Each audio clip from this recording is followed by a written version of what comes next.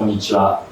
ひろあきの部屋です。今日は驚くとボールのように丸々習性を持つボールパイソンというヘビの怖い話、怖かった話、死ぬかと思った話をお話ししたいと思います。うちはですね、輸入がメインなんですけど、だんだんと自分たちのブリードに切り替えていこうとしているんですが、そうは言っても9割以上のヘビを海外から輸入しているんですけど、やっぱりね、一回一回まあまあの金額になるんですよね。一般的な車だったら欲しいもの何でも買えるよぐらいの金額になるんですが、その時にね、それよりもうちょっと高い入荷がアメリカからあるっていう時で、輸入って大体その海外のブリーダーがシッパーって呼ばれる輸出を担当する人、窓口役の人に送る。その窓口役の人が実際にブローカーって言われる、本当に送るのを実務を担う人に送る。そこからその人が空港に送る。空港から一回海外のハブ空港を経由する、ドバイとか台北とかありますけど経由する。それから成田に来るっていうのがあれなんですね。なんで成田に来たらそこにまた業者がいてその通りに行くっていう。直接送るっていうとこれぐらいやっぱり経由するんですけど、だからいついつ送るねっていうスケジュールが誰かが何かがトラブルがあって乱れると一気に遅れるんですね。毎回緊張するんですけど、その時はね、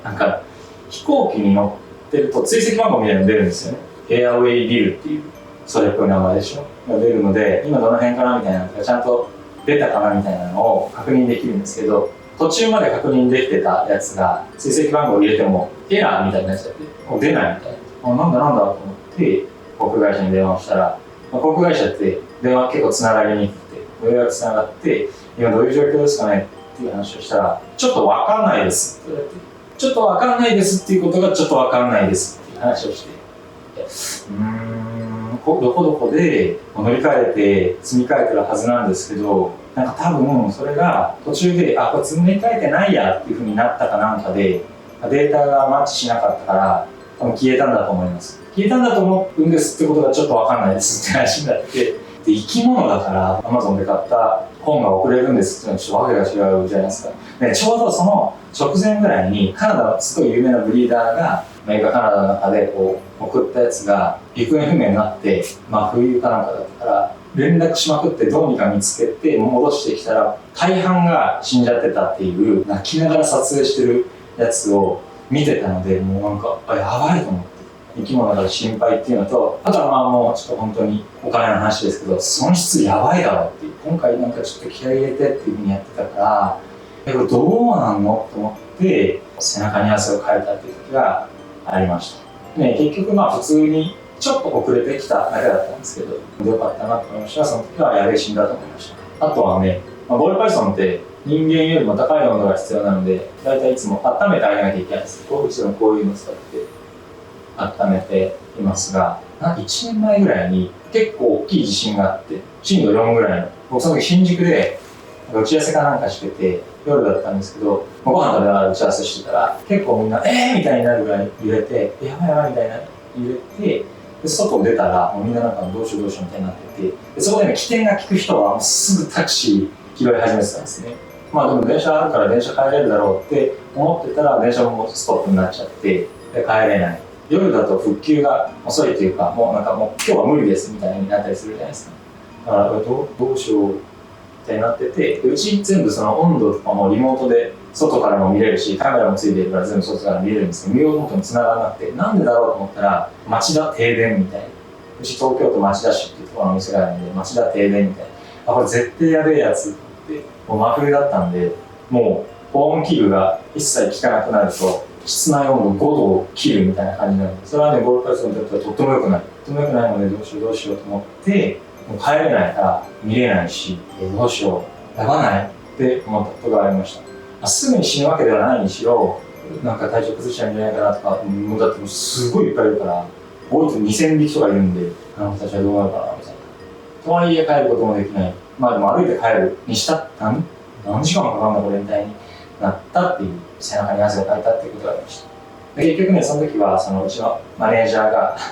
どこからか電源のいらないストーブを持ってきてくれて、灯油ストーブを持ってきてくれて、マッチでつけるようなやつをこれをつけて、深夜だったんですけど一緒にお店で寝てくれたってことがありました。その灯油ストーブがちゃんと動いてるか見るためにヘビと一緒に寝るみたいな。いい人。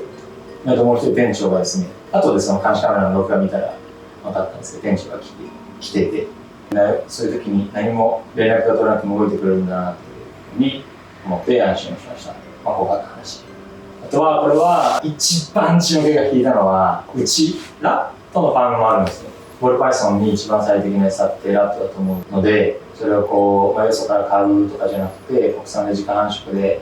どんな餌をあげればいいのか、どういうふうに手をかけて育ててあげればいいのかっていうのをこだわりたいっていうのがあって、ラットも自家繁殖でやってるんですけど、そこがある時手狭になったから、A 地点の物件から B 地点の物件に移動するっていうことになったんですね。これ真夏。で、ラットって、ネズミって寒いのは結構大変ですけど、暑いの結構ダメなんですよ。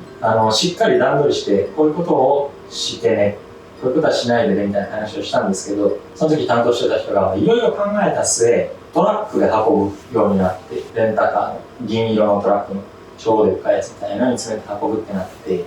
真夏にね、運ぶ。昼間にメタルのあれに入れて運ぶってなって、その時僕別の場所にいたんですけど、うまくいってるかなみたいなのを気にしながらいたら電話かかってきて、電話出たら、ごめんって言われて、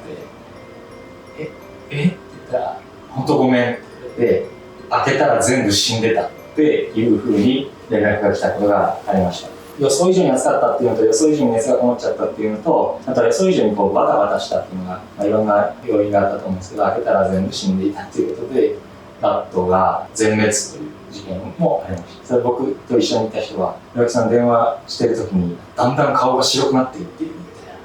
どうしたんですか？いや、なんか、ちょっと一人にしてほしいみ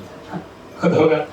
ありました。あれはね、大変でしたね。ということで、生き物を取り扱っているので、いろんなトラブルがあって、それは自分たちのミスももちろんあるし、未熟もあるし、やむにやまれの状況とか環境とかっていうのも発生したりするんですけど、やっぱり何か一つのきっかけで全部が死にかねないとか、あとは命が消えかねないみたいな緊張感がやっぱりあって、こういう YouTube とかで、ってやったりとか、トリプルヘテロズっていうサブチャンネルとか、うちのスタッフとみんな Twitter、スタッフアカウントでこう楽しいところを見ていただいているので、和気あいあい楽しそうにはっちゃけてやってるように見えると思うんですけど、そういうふうに見てもらいたいなっていう部分があるから、でもね、やっぱり大きな緊張感やトラブルや失敗を抱えながらやりくりをしています。これはね、ただ単に